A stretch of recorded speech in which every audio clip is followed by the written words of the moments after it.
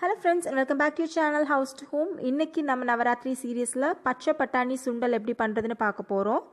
ரொம்ப ஈஸியான ரெசிபி. இதுக்கு நான் பச்சை பட்டாணி கிட்டத்தட்ட 7 hours தண்ணியில நல்லா ஊற வச்சு 3 விசில் விட்டு வேக வச்சு எடுத்துக்கிறேன்.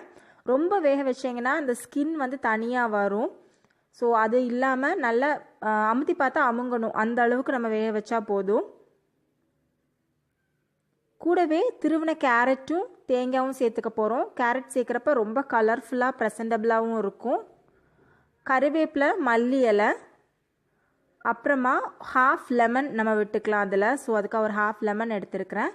ஃபைனாக சாப் பண்ண ஜிஞ்சரும் அது கூடவே பச்சை மிளகாவும், அப்புறம் வழக்கம் போல் தாளிக்கிறதுக்கு கடுகு, வரமிளகா.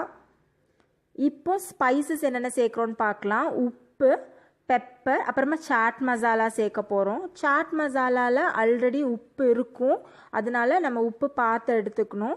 நம்ம டேஸ்ட்டுக்கு ஏற்ற மாதிரி எடுத்துக்கலாம். ஃபர்ஸ்ட் ஒரு பேனில் கொஞ்சமாக எண்ணெய் விட்டுட்டு அது கூட கடுகு, வரமிளகா, கறிவேப்பிலை சேர்த்து தாளிச்சுக்கிறோம். அப்புறமா அது கூட இந்த ஃபைனாக சாப் பண்ணி வச்சுருக்கிற ஜிஞ்சரும் க்ரீன் சில்லிஸும் சேர்த்துட்டு கொஞ்சமாக வசக்கிக்கலாம். ஸோ தட் இந்த ஸ்பைஸோட காரம் எல்லாமே அந்த எண்ணெயில் நல்லா பிடிக்கட்டும்.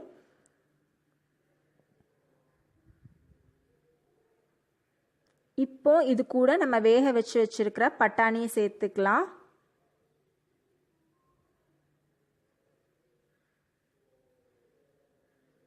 நல்லா வசக்குங்க.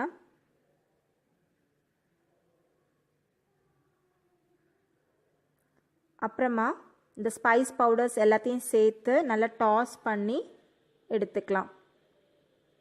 நீங்கள் விருப்பப்பட்டால் கொஞ்சம் மஞ்சள் பொடியோ மிளகா பொடியோ சேர்த்துக்கலாம், அதெல்லாம் நம்ம இஷ்டம்தான். நான் அது சேர்க்குறது இல்லை.